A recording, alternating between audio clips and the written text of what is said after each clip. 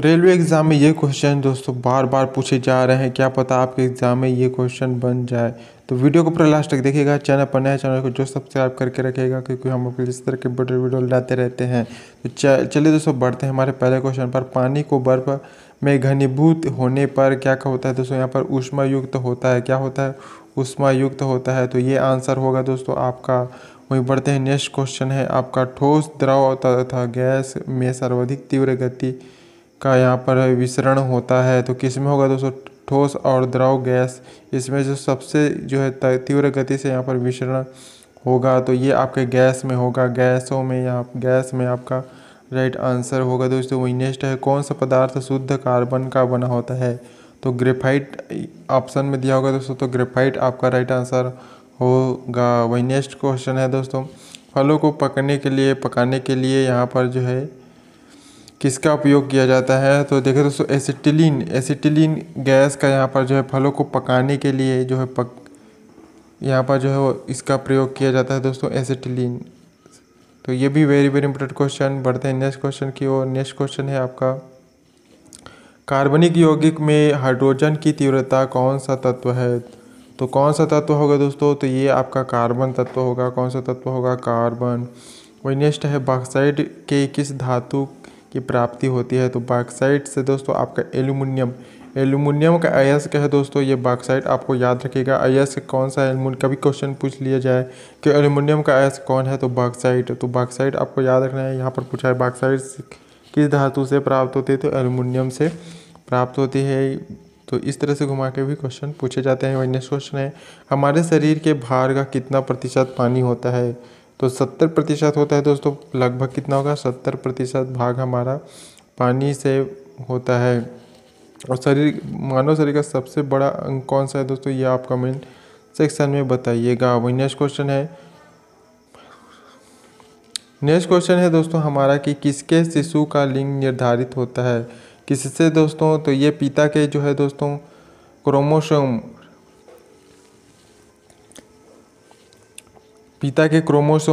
से यह निर्धारित होता है दोस्तों बच्चों शिशु का यहाँ पर है लिंग। ये आप आंसर यहाँ पर होगा।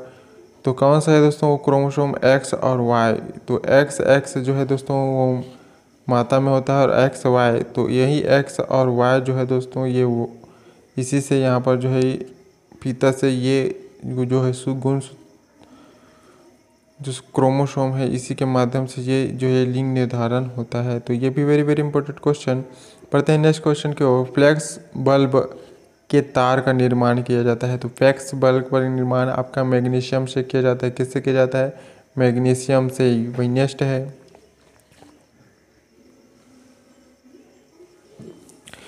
है प्रकृति में पाया जाने वाला सबसे कठोर पदार्थ।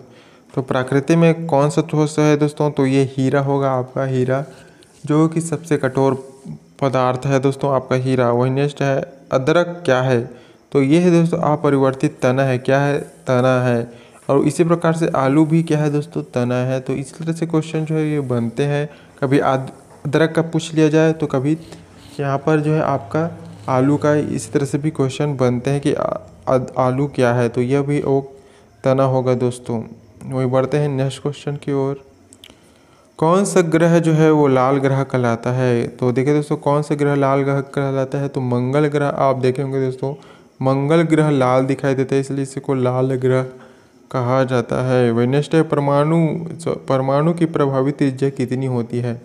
तो परमाणु त्रिज्या यहाँ पर जो है आप देख सकते हैं दोस्तों आंसर 10 मीटर। ये जो है ये आपका परमाणु त्रिज्या होगा। परमाणु की प्रभावी परमाणु त्रिज्या 10 मीटर होता है। वही नेक्स्ट है, बैरोमीटर में पारे का एक गिरना प्रभावित करता है या प्रदर्शित करता है। तो बैरोमीटर का एक गिरना क्या प्रदर्शित करता है दोस्तों? तूफान को। किसको?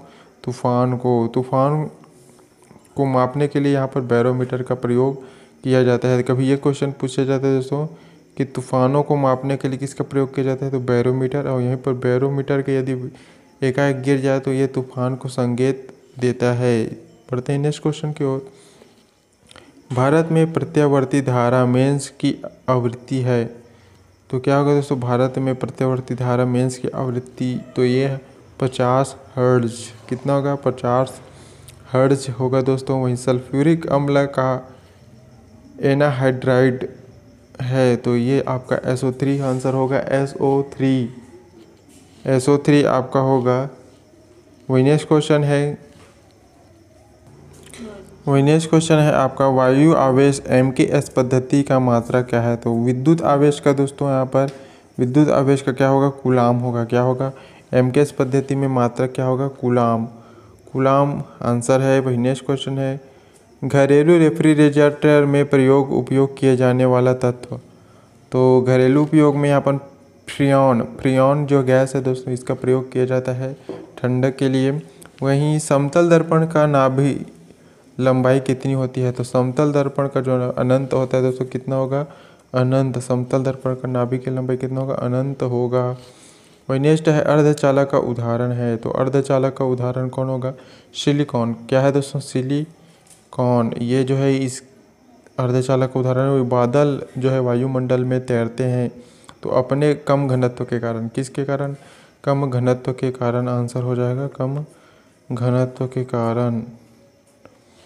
तो ये है दोस्तों क्वेश्चन। वही बढ़ते हैं नेक्स्ट क्वेश्चन की ओर। वही वायु की क्षैतिज गति में होने वाली ऊष्मा के अंतरण को कहते हैं। तो क्या कहते हैं दोस्तों? अभिवहन। क्या कहते हैं? अभिवहन कहा जाता है। प्रकाश तरंगे हैं तो प्रकाश तरंगे क्या है दोस्तों? विद्युत चुंबकीय तरंगे हैं। कौन सी तरंगे हैं? विद्युत चुंबकीय तरंगे हैं प्रकाश तरंगे। वही नेक्स्ट है मैग्नेटाइट का रासायनिक सूत्र। तो मैग्नेटाइट का रासायनिक सूत्र आपका Fe3O4। क्या होगा? Fe3O4 ये आपका मैग्नेटाइट का सूत्र है। तो सूत्र से भी क्वेश्चन बन रहे हैं। वही नेक्स्ट है ताप में वृद्धि के प्रत्यास्थान मापों के मान घटते हैं। तो ये भी वन लाइनर क्वेश्चन है। वही नेक्स्ट क्वेश्चन है स्वचालित वाहनों में प्रयुक्त द्रवचालित ब्रेक किसका सीधा प्रयोग है? तो ये पास्कल का किसका प्रयोग है? पास्कल का प्रयोग है। पास्कल के नियम का प्रयोग यहाँ पर जो है स्वचालित वाहनों में प्रयुक्त द्रवचालित ब्रेक का यहाँ पर जो है सीधा प्रयोग पास्कल के नियम का प्रयोग है। किसका नियम का प्रयोग है? पास्कल का। प्रकृति में पाई जाने वाली रेडियो सक्रिय श्रृंखला होती है। तो प्रकृति में पाई जाने वाली रेडियो श्रृंखला आपकी 3 होगी। कौन सी होगी? 3 हो गई। वही वसा में कौन सा विटामिन यहाँ पर जो है घुलनशील नहीं होता? तो यहाँ पर जो है दोस्तों वसा में जो विटामिन जो नहीं घुलते वो आपका विटामिन बी और विटामिन सी, ये दो जो है दोस्तों ये दो अघुलनशील पदार्थ हैं जो वसा में नहीं घुलते हैं। वही नेक्स्ट है बेल की इकाई क्या है? तो बेल किसकी इकाई है दोस्तों? ये पूछा गया बेल की किसकी इकाई है? तो ये तीव्रता की इकाई है। किसकी इकाई है? तीव्रता की इकाई है। बेल किसकी इकाई है? तीव्रता की इकाई है। वहीं एमिनोमीटर का प्रयोग किया जाता है। तो एमिनोमीटर का उपयोग किस में किया जाता है? तो पवन के वेग को मापने के लिए। किसका उपयोग किया जाता है? एमिनोमीटर में पवन के वेग को मापने के लिए यहाँ पर एमिनोमीटर का प्रयोग किया जाता है। तो पवन के वेग को। वही नेक्स्ट है दोस्तों मनुष्य के या मानव के हृदय में कितने वलय या कोष्ठ होते हैं? तो 4 कोष्ठ होते हैं दोस्तों। कितने होंगे? 4। वहीं अगला क्वेश्चन है विद्युत प्रतिरोध का मात्रक होता है। तो विद्युत प्रतिरोध का मात्रक आपका ओम मीटर होगा। क्या होगा? ओम मीटर। वही नेक्स्ट क्वेश्चन है कैंसर के उपचार के लिए प्रयुक्त आइसोटोप है। तो ये कोबाल्ट 60 जो है दोस्तों ये कैंसर के उपचार में आइसोटोप है। क्या आइसोटोप है? तो कोबाल्ट 60 जो कैंसर के उपचार में प्रयुक्त होता है। वही नेक्स्ट है जल, वायु, पारा तथा लोहा में से इसमें ध्वनि का वेग अधिकतम होगा। तो कि इस तीनों में से जो है दोस्तों आपका पहला है जल, वायु, पारा तथा लोहा।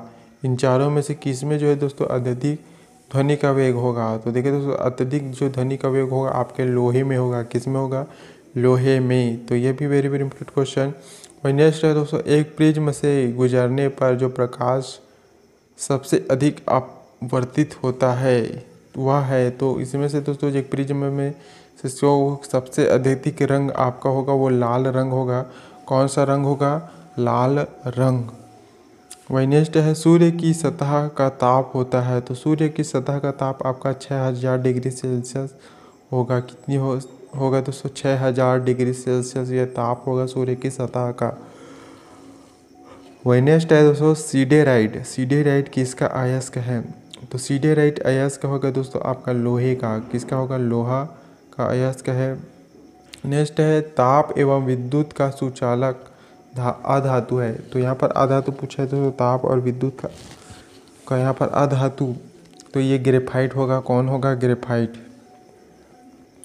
वही नेक्स्ट क्वेश्चन है दोस्तों आपका सूर्य के विशाल ऊर्जा का स्रोत क्या है?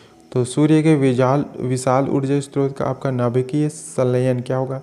नाभिकीय संलयन आंसर होगा। वही चुंबक में विपरीत ध्रुवों में होता है। तो चुंबक के विपरीत ध्रुवों में आपका आकर्षण होगा दोस्तों। क्या होगा? आकर्षण होगा। बढ़ते हैं नेक्स्ट क्वेश्चन की ओर। क्षय रोग टीबी से शरीर प्रभावित अंग। तो क्षय रोग टीबी से प्रभावित अंग आपका कौन सा होगा दोस्तों? आपका फेफड़ा हो जाएगा। आंसर आपका फेफड़ा। वही नेक्स्ट क्वेश्चन है आरबीसी लाल रक्त कण का कब्र किसे कहा जाता है? तो ये भी वेरी वेरी इंपॉर्टेंट क्वेश्चन है दोस्तों। तो प्लीहा किसको कहा जाता है दोस्तों? प्लीहा। ये जो है दोस्तों इसको कब्र कहा जाता है। आरबीसी का कब्र किसे कहा जाता है? तो प्लीहा ये जो है ये कब्र कहलाता है दोस्तों आरबीसी का।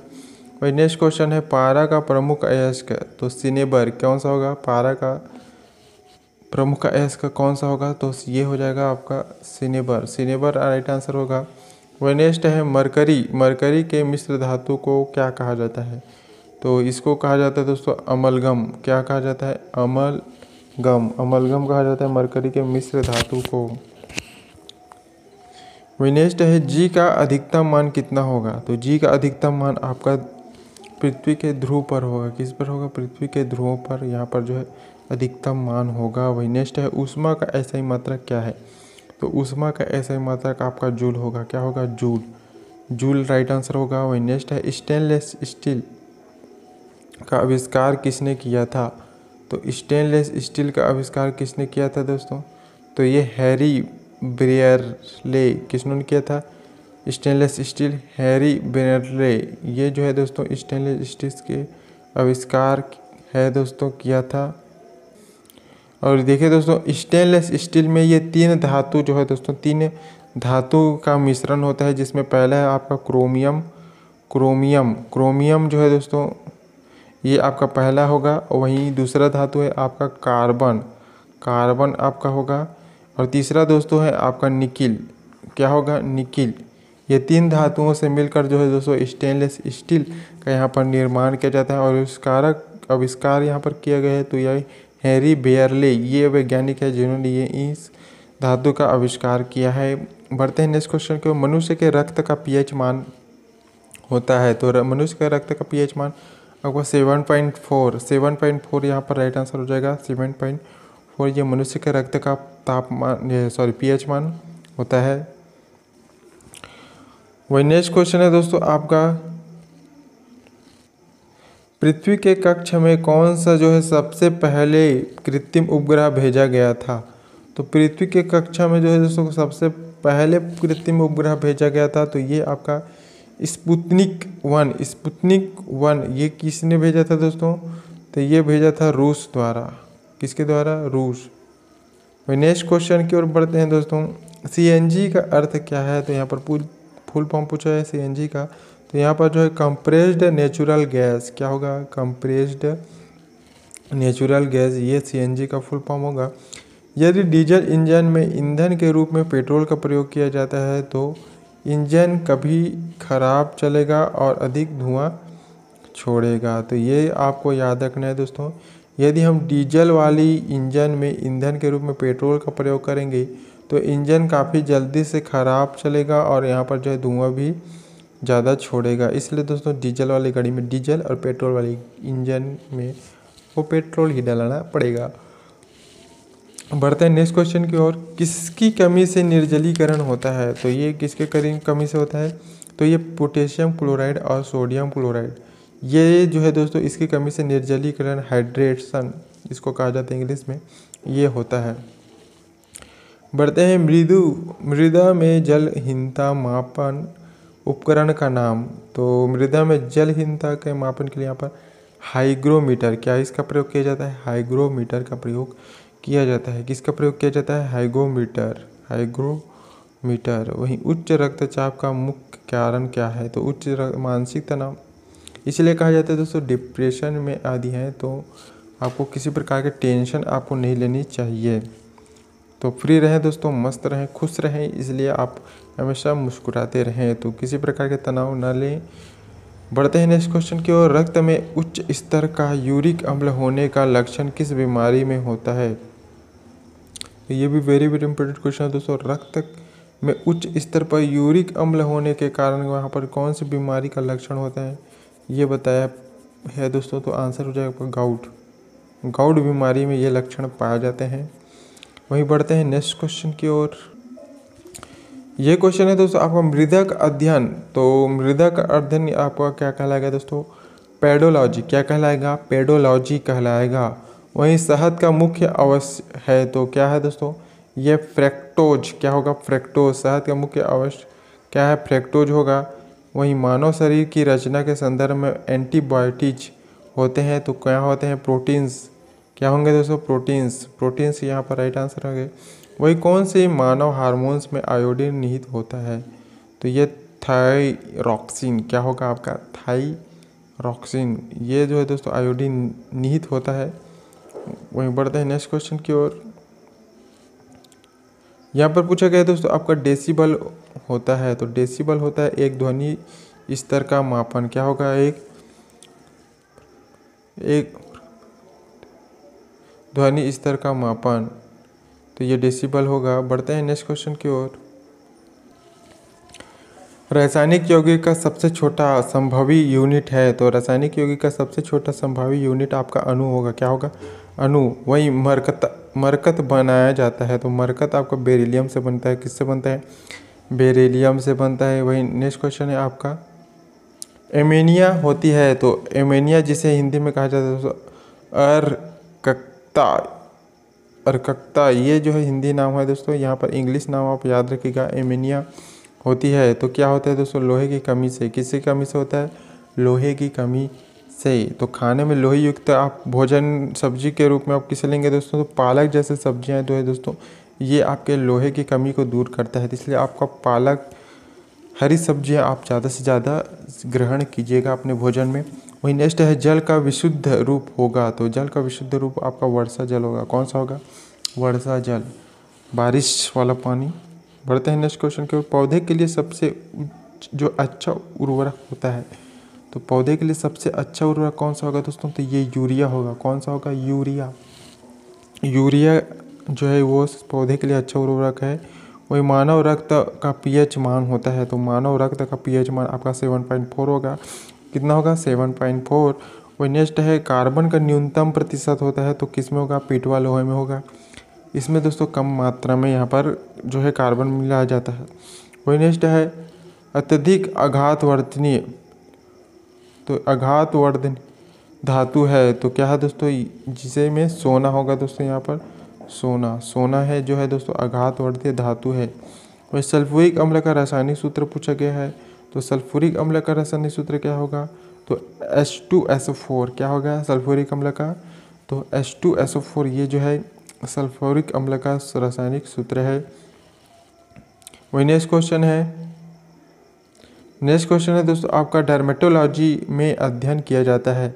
तो डर्मेटोलॉजी में दोस्तों आपका चर्म और उससे संबंधित रोगों का यहाँ पर जो है डर्मेटोलॉजी जो है वो अध्ययन करते हैं।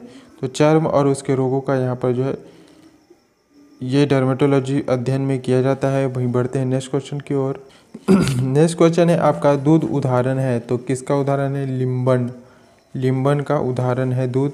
वही तारपीन का तेल प्राप्त होता है। तो तारपीन है दोस्तों वो तेल हमें चीड़ के पेड़ से प्राप्त होता है। किससे प्राप्त होता है? चीड़ के पेड़ से। वहीं डीएनए की खोज किसने की थी? तो डीएनए की खोज भी, ये क्वेश्चन भी बहुत बार पूछे जा रहे हैं दोस्तों। तो इस वैज्ञानिक का नाम है दोस्तों वाटसन एवं क्रिक। कौन है वो वैज्ञानिक? वाटसन एवं क्रिक। ये दो वैज्ञानिक है जिन्होंने डीएनए की खोज किया था। बढ़ते हैं नेक्स्ट क्वेश्चन की ओर। जलोढ़ मिट्टी की अधिकता होती है, तो जलोढ़ मिट्टी में किसकी अधिकता होगी दोस्तों? तो कार्बनिक पदार्थों की अधिकता होती है। तो कार्बनिक पदार्थों की अधिकता आपका जलोढ़ मिट्टी में होता है। वही नेक्स्ट क्वेश्चन है, टेलीविज़न का आविष्कार। यहाँ पर टेलीविज़न का आविष्कारक कौन है दोस्तों? तो ये J.L. बेयर्ड, ये वैज्ञानिक है, इन्होंने टेलीविज़न का आविष्कार किया था। वही नेक्स्ट है, भू स्थिर उपग्रह की ऊंचाई को प्रदर्शित करता है। तो भू स्थिर उपग्रह जो है दोस्तों, इसकी ऊंचाई कितनी होगी? तो 36,000 किलोमीटर। यहाँ पर जो है कितनी होगी? 36,000 किलोमीटर ये ऊंचाई होगी दोस्तों। वही सर्वाधिक चमकीला ग्रह कौन सा होगा? तो सर्वाधिक चमकीला ग्रह आपका शुक्र होगा। कौन सा होगा?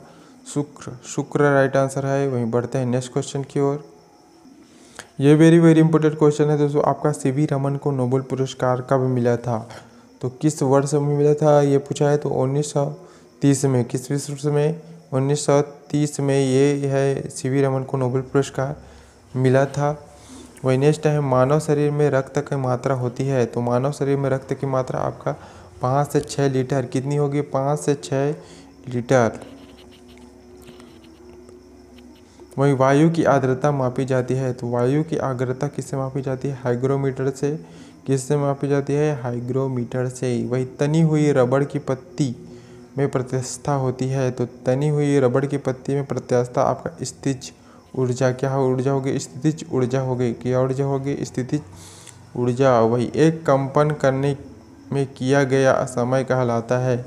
तो एक कंपन करने में किया गया समय आपका आवर्तकाल कहलाएगा। कौन सा काल कहलाएगा? आवर्तकाल। नेक्स्ट क्वेश्चन है आपका, लोहे में जो है जंग लगना ये उदाहरण है। तो किसका उदाहरण है? रासायनिक परिवर्तन का। कौन सा उदाहरण है? रासायनिक परिवर्तन का। वहीं फूलों का रंग उड़ा देता है। तो किसको उड़ा देता है? क्लोरीन गैस को। फूलों का जो रंग है वो कौन उड़ा देता है? Chlorine gas. ये भी वेरी इंपॉर्टेंट क्वेश्चन। वही दूध का पीएच मान है आपका 6.4। क्या होगा? 6.4। वही हृदय की रक्त पंप करने की क्षमता कितनी होती है दोस्तों? यदि आप हृदय की रक्त पंप क्षमता यहाँ पर पूछा गया है तो ये आपका 4.5 यहाँ पर जो है दोस्तों लीटर प्रति मिनट। ये लीटर प्रति मिनट में इतने पंप कर देता है दोस्तों।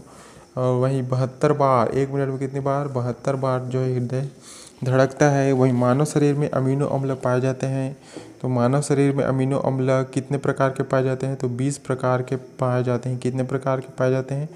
20 प्रकार के जो है अमीनो अम्ल पाए जाते हैं। वही नेक्स्ट क्वेश्चन है हमारा, सपनों का अध्ययन कहलाता है। तो सपनों का दोस्तों आप नींद में जो स्वप्न देखते हैं उसका अध्ययन को क्या कहा जाता है? तो ऑर्नियोलॉजी। क्या कहा जाता है? ऑर्नियोलॉजी ये कहा जाता है दोस्तों। सपनों का अध्ययन क्या कहलाता है? ऑर्नियोलॉजी। वही 1 हॉर्स पावर बराबर होता है। तो ये 746 वाट होता है। कितना होता है? 746 वाट। वही पारे का प्रतिरोध शून्य होता है। तो 4K पर। कितने पर? 4K पर ये जो है शून्य होता है। पारे का जो है दोस्तों प्रतिरोध हो 4K पर शून्य होगा। वहीं घरेलू जो विद्युत लाइनें लगाई जाती है वो समांतर श्रेणी में लगाई जाती है। किस श्रेणी में लगाई जाती है? समांतर श्रेणी पर लगाई जाती है। घरेलू वायर की लाइनिंग, वायर की जो है आपको दोस्तों आपके घरों में जो लाइनिंग की जाती है विद्युत द्वारा, तो ये आपका समांतर श्रेणी में लगाई जाती है। वही ध्वनि तरंगें नहीं चल सकती। तो निर्वात में जो है दोस्तों ध्वनि तरंगें नहीं चलती। निर्वात। वही हरा कशिश का रासायनिक नाम क्या है? तो फेरस सल्फेट को कहा जाता है दोस्तों हरा कशिश जो है आपका फेरस सल्फेट। वहीं जस्ते का फूल कहा जाता है। तो जस्ते का फूल आपका जिंक ऑक्साइड को कहा जाता है। किसको कहा जाता है? Zinc oxide.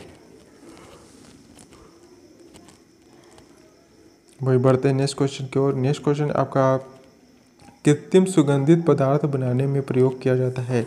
तो कृत्रिम सुगंधित पदार्थ में आपका एथिल एसीटेट किसका प्रयोग किया जाता है? किसका प्रयोग किया जाता है? Ethyl acetate. ये जो है दोस्तों कृत्रिम सुगंधित पदार्थों को बनाने में यहाँ पर जो है एथिल एसीटेट का प्रयोग किया जाता है। वही हाइड्रोजन के आविष्कार का श्रेय किसे जाता है। हाइड्रोजन का आविष्कार किसने बनाया था दोस्तों? तो ये हेनरी कैविडिस को, किसको जाता है? हेनरी कैविडिस, ये वैज्ञानिक का नाम है, जिन्होंने हाइड्रोजन की जो है आविष्कार किया था दोस्तों। वही प्रथम परख नली शिशु का नाम था।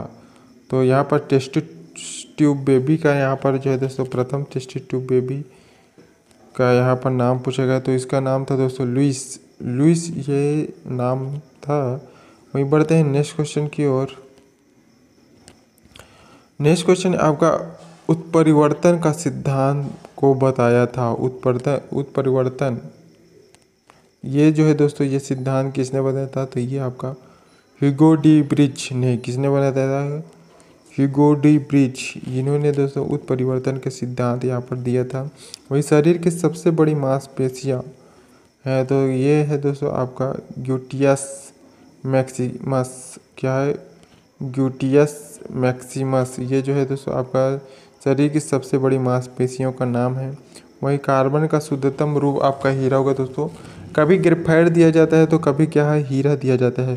तो ऑप्शन के अनुसार यदि आपका ग्रेफाइट भी दिया होगा तो ग्रेफाइट भी आपका राइट आंसर हो जाएगा दोस्तों। हीरा और ग्रेफाइट ये दोनों आंसर होंगे। वही मास्क गैस होती है, तो मास्क गैस आपका मीथेन होगा। कौन होगा? मीथेन। तो यहाँ पर नेक्स्ट क्वेश्चन है आपका रिकेट्स एक बीमारी है, तो कि कौन सी बीमारी है दोस्तों? तो हड्डियों की बीमारी है। रिकेट्स किस प्रकार की बीमारी है?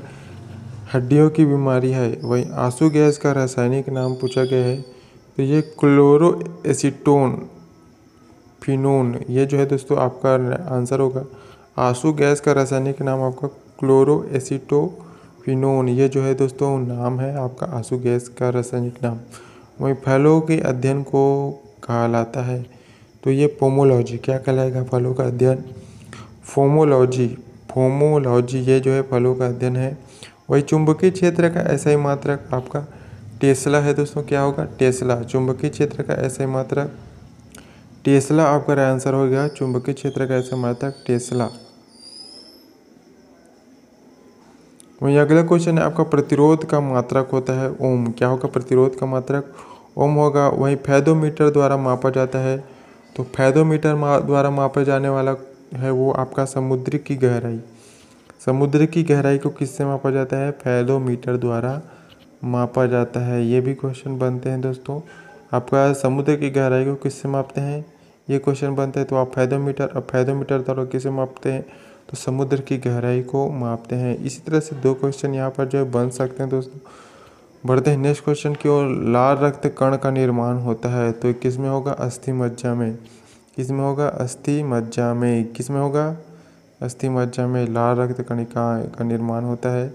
वही नेक्स्ट है वणता रोगी की क्षमता नहीं होती, तो देखिए दोस्तों वणता रोधी इसको इंग्लिश में क्या कहते हैं दोस्तों? आप बताइएगा कमेंट में। तो इसमें दोस्तों लाल और हरे रंग की पहचान नहीं कर सकते। जिस रोगी को ये बीमारी होगा दोस्तों वो लाल और हरे रंग के यहाँ पर पहचानने में असमर्थ होगा। वही अक्रिय गैसों को वायुमंडल में सर्वाधिक मात्रा में पाई जाती है, तो अक्रिय गैस जो है दोस्तों वो वायुमंडल में सर्वाधिक मात्रा में कौन सी गैस पाई जाती है? तो आर्गन गैस। कौन सी गैस होगी? Argon gas. नेक्स्ट है दंत एवं अस्थायी के मुख्य कार्बनिक अवयव है, तो क्या होगा? तो दंत और अस्थि में तो ये कैल्शियम आंसर है। नेक्स्ट है शरीर के ताप को स्थायी रखती है, तो शरीर के ताप को क्या स्थायी रखती है? तो हाइपोथैलेमस ग्रंथि। कौन सी ग्रंथि? हाइपोथैलेमस ग्रंथि, ये शरीर के तापमान को यहाँ पर स्थायी रखती है दोस्तों। तो हाइपोथैलेमस ग्रंथि का नाम है जो शरीर के ताप को स्थायी रखती है। वही रक्त के जमने में मदद करता है, तो रक्त के जमने में मदद करने वाला है वो आपका विटामिन के। विटामिन के आपका आंसर होगा। वही गैसों का दाब मापा जाता है, तो वो एमिनोमीटर से। किससे मापा जाता है? एमिनोमीटर से। गैस का दाब किससे मापा जाता है? एमिनोमीटर से। वही नेक्स्ट क्वेश्चन है वर्षा की बूंदें किस कारण गोल होती हैं? तो वर्षा की बूंदें जो दोस्तों वर्षा की बूंदों को आपने इस तरह से देखा होगा दोस्तों, आप उसकी आकृति इस प्रकार से होती है वर्षा की बूंदें। तो ये जो है दोस्तों ये चित्र आप देख सकते हैं, तो इस प्रकार से वर्षा की बूंदें होती है। वो किस कारण ये गोल होती हैं? तो ये होती हैं दोस्तों पृष्ठ तनाव के कारण। किसके कारण? पृष्ठ तनाव के कारण जो है वर्षा की बूंदें वो गोल होती है। वही नेक्स्ट क्वेश्चन है आपका सी ऑफ ट्रैक्टिबिलिटी अवस्थी है। तो ये दोस्तों सी ऑफ ट्रैक्टिबिलिटी अवस्थित है। तो ये चंद्रमा पर।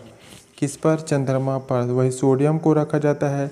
तो सोडियम को रखा जाता है दोस्तों मिट्टी के तेल में। सोडियम को इसलिए मिट्टी के तेल में रखा जाता है दोस्तों, यदि ये हवा के संपर्क में आएगा तो ये अपने मतलब ये खुद ही दोस्तों ये पिघल कर जो है वो गायब हो जाएगा, नष्ट हो जाएगा, हवा में उड़ जाएगा। इसलिए दोस्तों इसको मिट्टी के तेल में रखा जाता है। वही नेक्स्ट है वाटर जो गैस है दोस्तों ये मिश्रण है। तो वाटर गैस का मिश्रण आपका कार्बन मोनोऑक्साइड और हाइड्रोजन गैसों का यह जो है मिश्रण है। वाटर गैस किसका मिश्रण है? तो कार्बन मोनोऑक्साइड और हाइड्रोजन गैस का। वही इस्पात की में कार्बन की मात्रा होती है। तो इस्पात में कार्बन की मात्रा आपका 0.5 से 1.5 0.5 से 1.5 ये जो है दोस्तों कार्बन की मात्रा हो गई। वही हाइड्रोजन का समस्थानिक होता है। तो हाइड्रोजन का समस्थानिक आपका 3 होगा दोस्तों। क्या होगा? 3 होगा आंसर। वहीं बढ़ते हैं नेक्स्ट क्वेश्चन की ओर। यहाँ पर पूछा गया है दोस्तों किसी तत्व में परमाणु की दूसरी कक्षा में इलेक्ट्रॉनों की अधिकतम संख्या कितनी हो सकती है? तो कितनी हो सकती है? 8 होगी दोस्तों, 8। वहीं ईस्ट है का प्रयोग किया जाता है। तो ईस्ट का प्रयोग आपका किस में किया जाता है? तो ये डबल रोटी बनाने में किया जाता है दोस्तों ईस्ट का प्रयोग। वहीं चिकित्सा शास्त्र का जनक किसे कहा गया है? तो हिप्पोक्रेटस जो है दोस्तों ये चिकित्सा शास्त्र के जनक हैं। तो ये है दोस्तों वो क्वेश्चन जो एग्ज़ाम के लिए आपके बहुत ही इम्पोर्टेंट है। और ये वीडियो कैसा लगा हमें कमेंट सेक्शन में बताइएगा। और इसी तरह का वीडियो देखना चाहते हैं तो चैनल को लाइक और सब्सक्राइब करके जाइएगा। तो मिलते हैं दोस्तों अगले वीडियो में। धन्यवाद।